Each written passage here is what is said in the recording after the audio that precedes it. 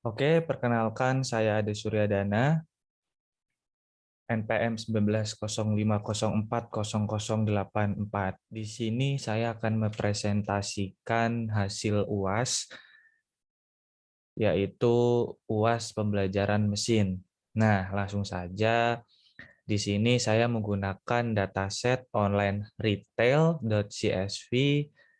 Nah, untuk UASnya kali ini saya melakukan yang pertama importing libraries, yaitu memanggil file lain di dalam satu modul yang berbeda. Yang kedua, data exploration, yaitu menguji hipotesis. Yang ketiga, data preparation, yaitu memastikan keakuratan data mentah yang disiapkan untuk analisis. Yang keempat, Euler detection, yaitu mendeteksi perilaku tidak normal. Dan yang kelima, clustering, yaitu mengelompokkan data.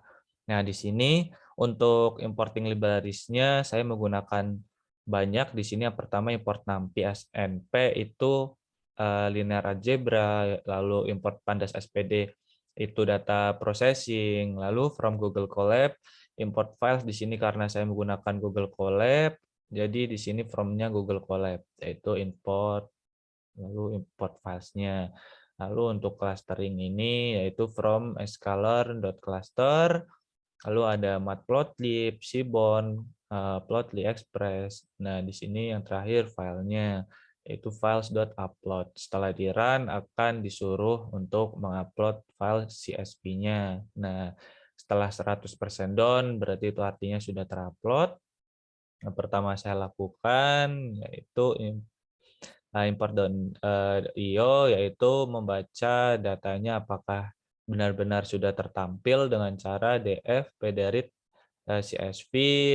Dan di sini ada disuruh memasukkan online retail.csv, dan yang terakhir Latin strip 1 karena di sini datanya string begitu. Lalu yang terakhir print print df untuk memunculkan datanya. Lalu yang pertama ada data exploration, yaitu dengan cara data titik shape di sini muncul. Lalu data.info di sini melihat data-data info dari data yang sudah saya masukkan, yaitu data dari online retail, apakah datanya ada yang nol, lalu tipe datanya apa aja, dan lain sebagainya.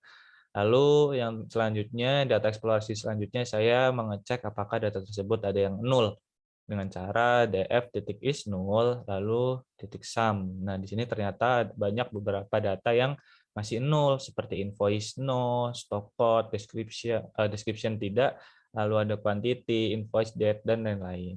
Nah, di sini saya akan melihat jumlah data dari negara atau country dengan cara df country titik value const. Nah, di sini misalkan United Kingdom ada berapa data, di sini ada 495.478 dan lain sebagainya.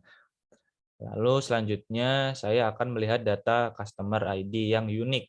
Nah, dengan cara df customer ID unik terdapat 4.372. Nah, lalu saya juga melihat data unik dari invoice no, yaitu ada 25.900. Nah, lalu saya akan melihat deskripsi dari data yang sudah saya masukkan dengan cara df describe. Nah, di sini muncul quantity, unit price, customer ID, dan lain sebagainya. Nah, lalu saya di sini akan melakukan menghilangkan yang nol tadi dengan cara df sama dengan df drop. Nah, lalu kita cek lagi dengan cara df shapes. Nah, di sini sudah tertampil nih, berarti sudah tidak ada yang nol, yaitu 406.829,8.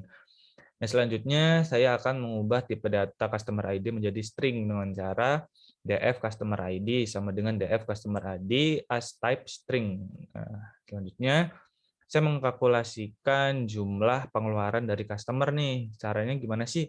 Nah, caranya itu df amount sama dengan df unit price dikali df quantity. Jadi unit price-nya dikali quantity. Nah, jika sudah, df reset index, dan kita lihat hasilnya dengan cara df.head. Ini hasilnya. Ada muncul pengeluaran nih, amount-nya jam berapa, seperti itu, dan sebagainya. Lalu saya melakukan getting the total amount for each customer dengan cara menggunakan grup ya dari statementnya dengan cara df amount, df group, p customer ID, amount titik sum. Nah, biasa df reset index dan kita melihat nih totalnya berapa dengan cara df amount titik head. Nah, totalnya segini. Lalu saya selanjutnya mengkalkulasikan nomor transaksi dari customer menggunakan count of invoice. Jadi menggunakan nomor invoice. Nah, dengan cara df frekuensi, df group P customer ID, lalu invoice no titik count, lalu df garis beri frekuensi head seperti biasa untuk melihat. Nah, hasilnya seperti ini. Lalu yang selanjutnya eh, gimana sih caranya kita tahu jumlah dan frekuensi dari customer-nya nih. Jadi customer ID-nya itu punya jumlah pengeluaran berapa dengan cara seperti ini, lalu biasa data F titik head. Nah, di sini muncul nih customer ID-nya, lalu amount-nya, lalu invoice number-nya begitu.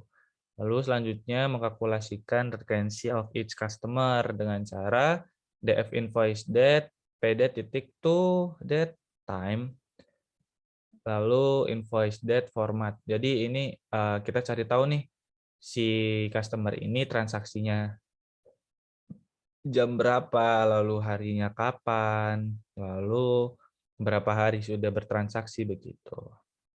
Nah, jika sudah seperti biasa kita menggunakan df head seperti ini. Lalu ada df garis bawah div group p customer ID div min.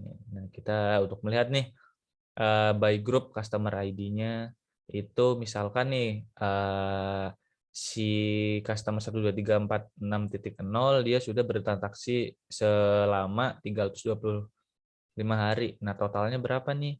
2 jam 33 menit 0 detik begitu. Selanjutnya saya mengimport beberapa data lagi untuk merging to get final. Jadi saya harus mendapatkan final datasetnya. Nah, seperti ini. Jika sudah, seperti biasa df final head. Nah, jika sudah, kita akan melihat nih infonya dari data final begitu dan muncul seperti ini. Misalkan ada amount, lalu kolom, invoice number, lalu div. Dan yang selanjutnya ada df final. Nah, saya akan mengubah nama df finalnya nih, yaitu invoice number menjadi frekuensi, lalu div menjadi rekensi begitu. Nah, seperti biasa kita lihat datanya dengan cara df final.head. Yang tadinya invoice nomor jadi frekuensi, lalu yang tadinya div jadi rekensi. Untuk memudahkan saja saat kita eksplorasi data. Lalu lanjut, saya akan melihat harinya, yaitu dengan resensi df final rekensi dt days begitu. Untuk atributnya berarti tadi kita sudah mengubah nih. Berarti amount, lalu frekuensi yang tadinya frekuensi itu apa namanya? Invoice nomor jadi frekuensi, yang tadinya div jadi rekensi begitu. Lalu saya melakukan checking data untuk outliers dengan cara mengimport dulu beberapa atribut. Nah, jika sudah akan seperti ini, lalu kita melihat nih dari df finalnya apakah ada yang unik, ternyata ada, yaitu ada 5.111, lalu untuk shape-nya 4.372. Nah, di sini selanjutnya saya melakukan penghapusan outlier nih, seperti ini. Nah, kita selanjutnya untuk mengecek apakah outliernya sudah terhapus dengan cara df final.set. Nah, ternyata sudah terhapus. Selanjutnya, saya melakukan df final.height. Melihat seperti apa sih tabel-tabel yang tadi kita sudah inputkan, seperti amount, frekuensi, dan rekensi. Tidak lupa ada customer ID di sini. Begitu. Lalu, selanjutnya ada scaling. Nah, untuk yang mirip-mirip ya, jadi di sini saya tetap menggunakan escalan preprocessing. Nah, kita cek lagi df1.shapes ada 4.293. Selanjutnya saya mengimport pandas lagi. Saya ingin melihat kolom nih dari amount, frekuensi, sama rekensi. Nah, jika sudah seperti ini. Lalu selanjutnya melihat data finalnya lagi dengan cara DF garis bawah F. Nah, akan muncul amount, frekuensi, dan rekensinya, dan untuk customer ID-nya sudah tidak ada ya, karena tadi sudah, apa namanya, tidak diinputkan begitu.